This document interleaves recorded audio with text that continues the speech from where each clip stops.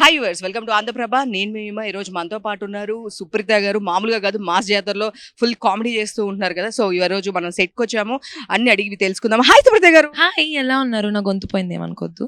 ఎందుకు అలాగా? నవ్వి నవ్వి గొంతు పోయింది. చెప్పరా ప్లీజ్. నిజంగానే నవ్వి నవ్వి గొంతు పోయింది. సో అసలు సీరియస్లీ మీది అమర్దీప్ గారిది మామూలుగా లేదు కాంబినేషన్. ఫస్ట్ అమర్దీప్ గారి గురించి చెప్పండి. బేసిక్లీ నాకు ఫస్ట్ మాస్ జాతర అప్రోచ్ అయినప్పుడు నాకు టీవీ కొత్త కదా. సో ఇట్లా అమర్ గారు యాంకర్ అనుకుంటున్నాము, దీపిక గారు మెంటర్ అంటే. సో ఫస్ట్ అమర్ పేరు విన్న వెంటనే ఓకే అన్నాను. కొన్ని రీజన్స్ వల్ల అమర్ రావడం లేట్ అయింది కదా. సో అమర్ వచ్చినప్పటి నుంచి నాలో హుషారు పెరిగిందని టీం అందరూ అంటున్నారు. అందుకే అంత వర్కౌట్ అవుతుందేమో మా ఇద్దరి కామెడీ అంతే. అంటే హీరోయిన్ గా చూస్తున్నాము చాలా అట్లో, సడన్ గా ఏంటి యాంకర్ గా ఇదేంటి, ఐ మీన్ కొత్తగా చూస్తున్నాము ఈ సర్కిల్లో. అంటే అంటే నాకు ఎవ్రీ ఆపర్చునిటీ ఆడియన్స్కి దగ్గర అవ్వాలి అని వదులుకోవడానికి నాకు ఆ ఛాన్స్ ఇష్టం లేదు.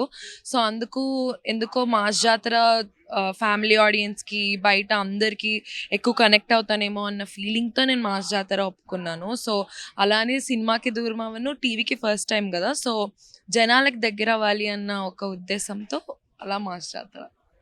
మాస్ జాతర చూస్తే కనుక ఫ్యామిలీ ఎంటర్టైనర్ లా ఉంది. అంటే ఎలాంటి వల్గారిటీ లేకుండా ఇట్స్ వెరీ చాలా ఇప్పుడు బయట అదే టాక్ నడుస్తుంది. ఏ షోస్ అయినా ఇప్పుడు వరకు చాలా బూతులు అట్లాంటి డబుల్ మీనింగ్ డైలాగ్స్ ఉండే. ఫస్ట్ టైం నాకు తెలిసి టెలివిజన్ షోలో ఎలాంటి డబుల్ మీనింగ్ లేకుండా ఫ్యామిలీ అందరూ చూడడానికి చాలా కంఫర్టబుల్ షో అంటున్నారు. మీరే ఎలా ఫీల్ అవుతున్నారు? మీ మదర్ కానీ ఐ మీన్ చూస్తూ ఉంటారు కదా, సురేఖ వాణి గారు కానీ ఏం చెప్పారు? అంటే ఫస్ట్ నాకు సురేష్ గారు మా డైరెక్టర్ అప్రోచ్ అయినప్పుడు కూడా ఆయన ఏం చెప్పారంటే, మేడం ఫస్ట్ టైం మేము ఒక ట్రైల్ వేద్దాం అనుకుంటున్నాం, మరి అది ఎంతవరకు కనెక్ట్ అవుతుందో తెలీదు అని. ఇప్పటికీ మేము ఇన్ని స్కెడ్యూల్స్ చేసాం కదా ఫిబ్రవరి నుంచి, ఎక్కడ ఆ వల్గారిటీ ఎక్కడ ఏమీ లేదు అనమాట. అంటే ఇప్పుడు మా అమ్మమ్మ వాళ్ళు మా తాతయ్య వాళ్ళు కూడా నాకు ఫోన్ చేసి చెప్పినప్పుడు ఎంత బాగుందో షో. అంటే అందరూ కూర్చొని ఆల్ ఏజ్ గ్రూప్స్ చూడగలిగే షో ఇస్ మాస్ జాతర. సో మమ్మీకి కూడా అంటే మేము ఎవ్రీ వీకెండ్ కూర్చొని చూస్తాము. సో మాకు అంతే నీట్గా అనిపిస్తుంది. ఇప్పుడు నేను ఒక షోలో కూర్చొని నేను వల్గర్గా ఉంటే నాకు మమ్మీతో చూడడానికి అంత కంఫర్టబుల్ అనిపించదు కదా. సో అదే మా ఊర్లో నుంచి ఉన్న రెస్పాన్స్ కూడా అదే అనమాట. సో ఐ థింక్ మా సురేష్ గారు దీనిలో అచీవ్ అయ్యారు అని అనుకుంటున్నాను.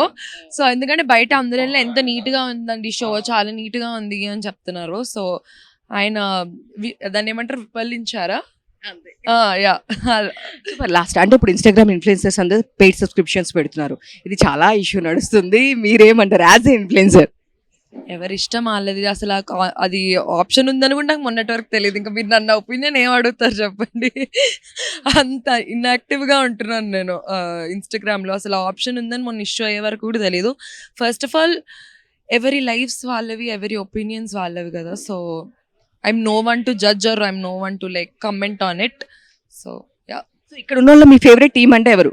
ఆబ్వియస్లీ మా టీమే. మా టీం వెంకీ అన్న, టీం యాదమరాజు, అంటే అందరూ బాగా చేస్తున్నారు. లైక్ చందు యోధా గారు కానీ, జ్ఞాని భాస్కర్, వెంకీ అన్న, అందరూ బాగా చేస్తారు. కాకపోతే ఒక్కొక్కసారి ఒక్కొక్కరు టాలెంట్ బయటపడుతుంది కదా.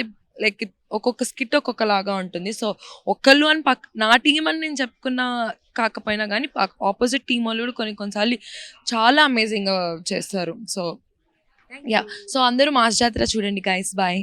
Thank you. Thank you.